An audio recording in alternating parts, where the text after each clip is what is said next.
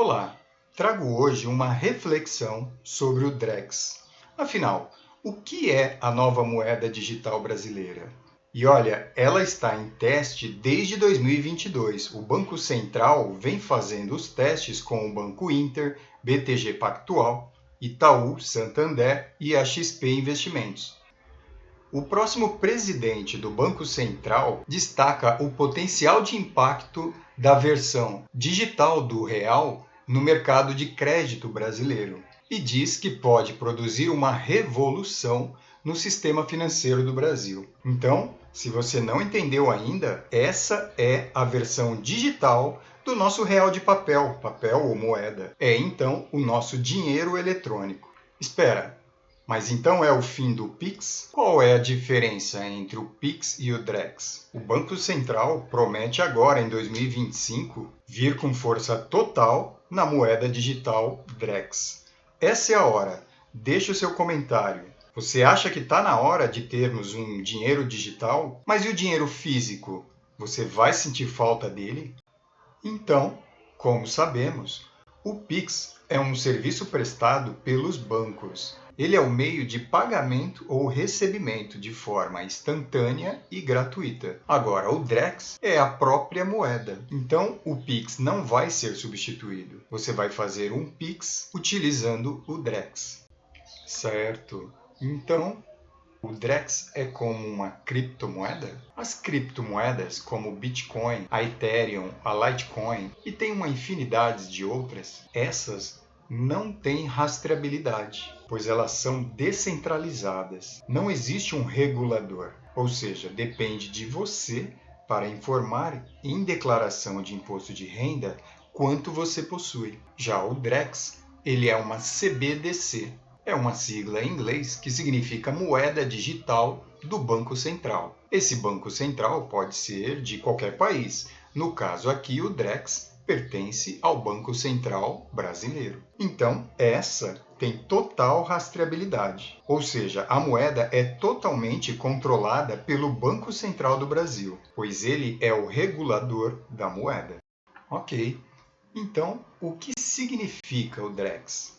O D é de digital, o R de real, o E de eletrônico e o X, assim como o Pix, conexão tecnológica. Em resumo, com essa conexão tecnológica direta com o dinheiro, o banco sabe quanto você tem e como você movimenta o dinheiro.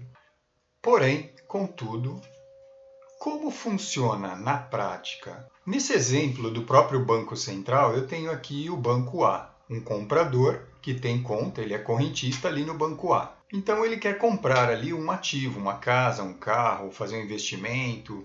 Eu vou pegar o exemplo do Tesouro Direto. Ele quer comprar um título do Tesouro Direto. O seu Banco A, onde ele tem conta, ele é correntista, ele vai fazer o débito na conta do comprador, que é o próprio correntista. O real digital é transferido para o Banco B e ali é feito um crédito na conta do vendedor do Banco B. Então, o real digital é transferido para a carteira do correntista do Banco B. Até aqui, o processo é o mesmo, ou seja, é o que já existe hoje.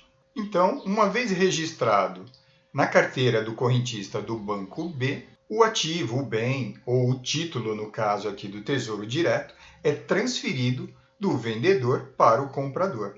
E esse título é transferido em tempo real. Então, o título que está lá registrado na CETIP, ele é transferido da carteira do vendedor para o comprador. E isso em tempo real, de forma instantânea. Por esse sistema que o Banco Central apresenta, as contas dos correntistas continuam da mesma forma. Você continua lá com o seu banco comercial, por exemplo, quem tem conta no Bradesco, no Itaú, no Nubank, enfim, você não terá conta no Banco Central, o que me parece melhor para nós correntistas, pois nós, tendo conta no Banco Central, ele teria total controle e poder da vida financeira de um cidadão. Cada país estuda de criar a sua própria moeda digital. A China, com o seu yuan digital, foi a primeira.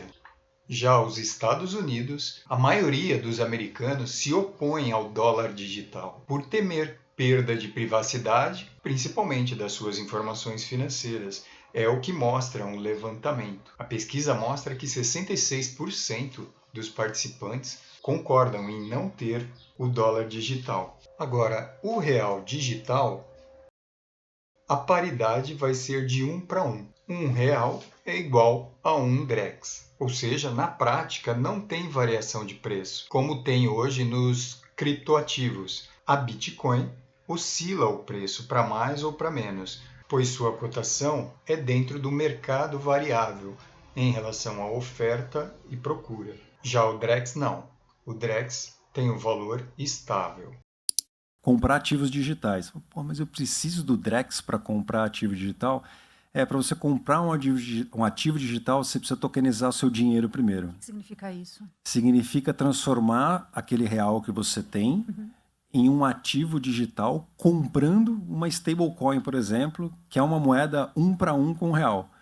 E o Drex nada mais é do que uma stablecoin 1 para 1 com o real, vale R$ 1 igual, só que emitida pelo Banco Central ali. E traz toda a credibilidade com isso, né? Exato. Então, exemplificando, como diz o próprio Banco Central, uma das grandes vantagens é poder utilizar os contratos inteligentes. Tudo será de forma eletrônica e segura. As duas partes precisam cumprir o acordo. Por exemplo, numa compra de um carro, o vendedor só faz a transferência da documentação quando recebe o dinheiro. Mas é sempre um problema, porque o comprador deseja transferir primeiro e pagar depois. Ou seja, sempre tem um impasse nessa negociação. Com o real eletrônico e utilizando o contrato inteligente, essa transação ocorre instantaneamente em tempo real. Isso é dispensando a necessidade de ir até um cartório e ali fisicamente efetivar a transferência do veículo, do bem.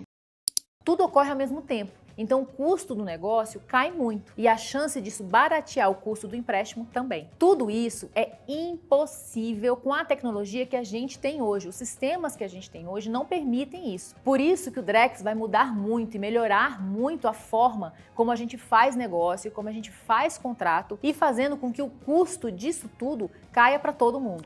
Mas não se preocupe, você, aposentado ou pensionista, que está ali acostumado com seu dinheiro em papel moeda, você ainda continua recebendo seu benefício na boca do caixa eletrônico e no seu banco de preferência. As suas compras na feira ou no mercado continuam da mesma forma. Você pode fazer em dinheiro ou também em cartão. Isso não muda nada. Pelo menos o Banco Central não colocou uma data para limitar o uso do dinheiro em papel.